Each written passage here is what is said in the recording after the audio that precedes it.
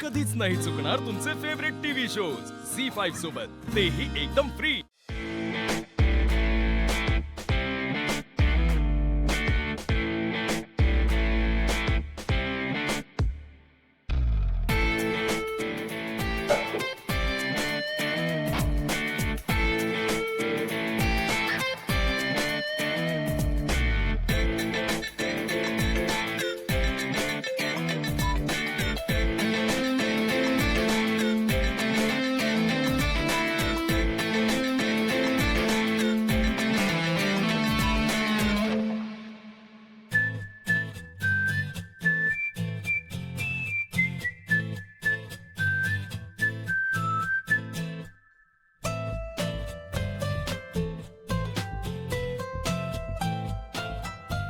Please घ्या ना. हो.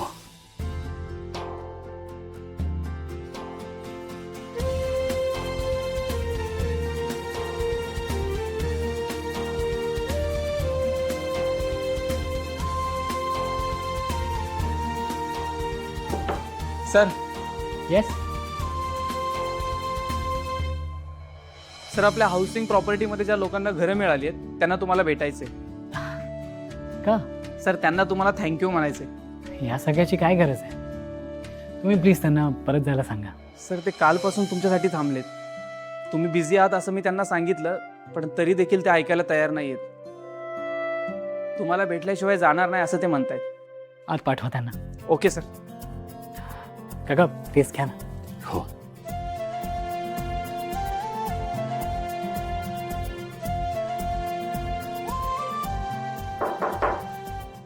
येस.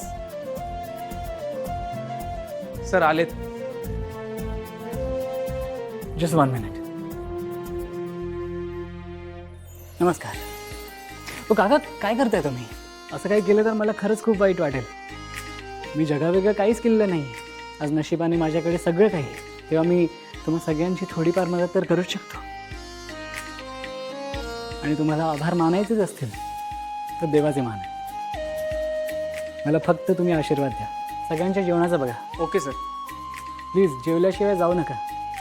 आणि काहीही वाटलं तर हक्काने कळवा.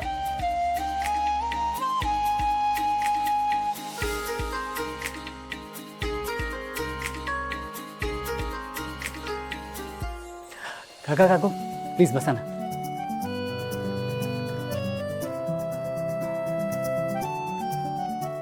जयंत सर, तुम्हाला एक सांगू, ती जागा म्हणजे आमच्याकरता फक्त जमिनीचा एक तुकडा नाहीये. आमचं स्वप्न आहे ते. सर, तुम्ही आमचं स्वप्न वाचवलं.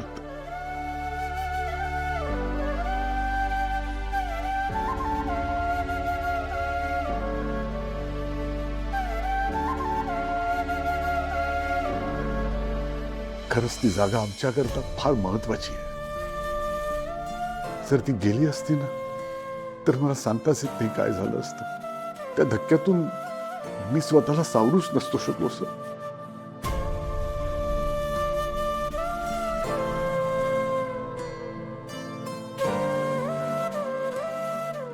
काका काका प्लीज तुम्ही असं काही बोलू नका. हे सगळं मी तुमच्या आनंदासाठीच तर केलंय.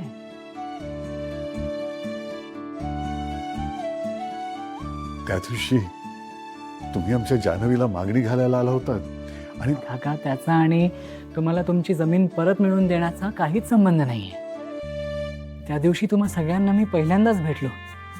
And I don't know Y मला असं का वाटलं की तुम्ही सगळी माझी फॅमिलीज आहात. आणि तुम्ही इतक्या मोठ्या प्रॉब्लेममध्ये असताना तुमची मदत करणं हे माझं कर्तव्यच होतं. ज्या दिवशी मला जान्हवीने तुम्हा सगळ्यांबद्दल सांगितलं ना, तेव्हा मला कुठेतरी असं वाटलं की माझी हरवलेली फॅमिली मला परत मिळाली.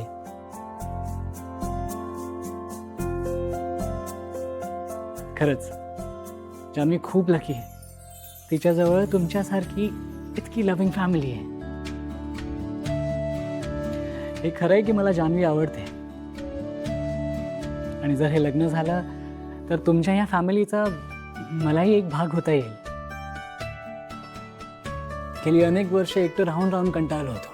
पण तुम्हाला भेटल्यावर असं वाटलं की आपल्या आयुष्यात ही रिकामी जागा आता पुन्हा माणसांनी भरू शकते.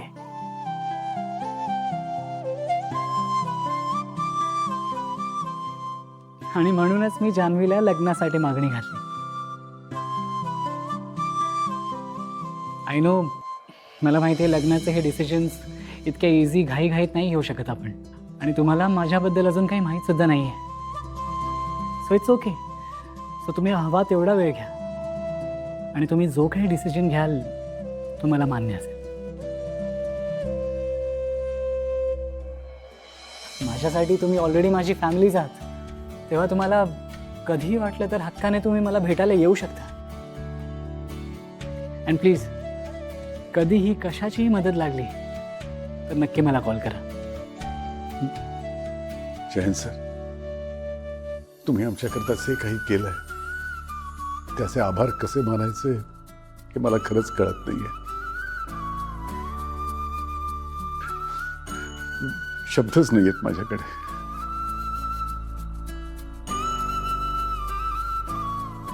मी देवाकडे हीच प्रार्थना करतो की तुमच्या सगळ्या इच्छा पूर्ण होत.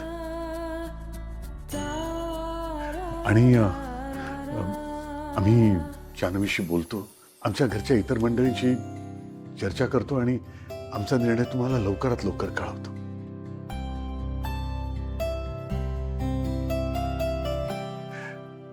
दिगू, काळजी घ्या.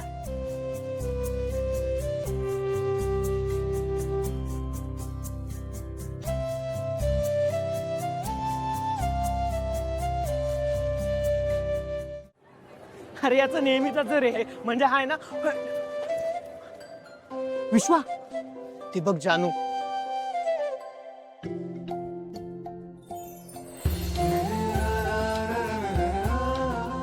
आता काय फक्त बघत बसणार आहेस? अरे जा आणि बोल तिच्याशी. हे बघ, आज आहे ना तुझ्या मनातलं सगळं सांगून टाक तिला. चल चल चल चल. ओके.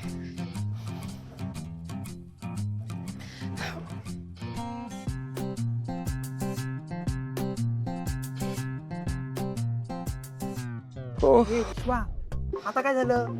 अरे जा आणि बोल तिच्याशी. नाही नको. अरे हे विश्वा, आता असा घाबरलास ना तर बुक्की टाकी ना. हे विसरलास का? त्याच्या अंगात हिंमत, त्यालाच जगात किंमत.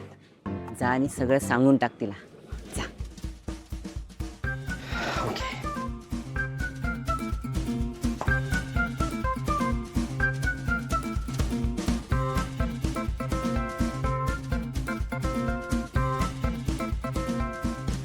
जानू, काय रे? मी इथे बसू का? हे मॅड, परमिशन का मागतोयस तू? बस की.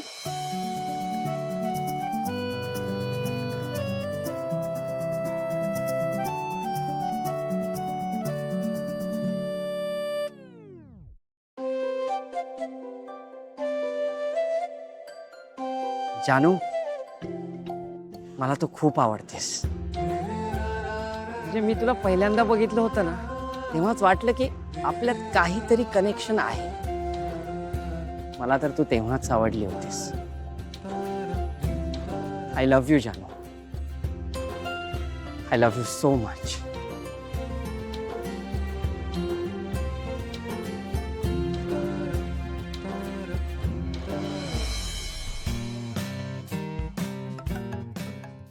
झी 5 ॲप डाउनलोड करा आणि पहा सर्व एपिसोड्स एकदम फ्री.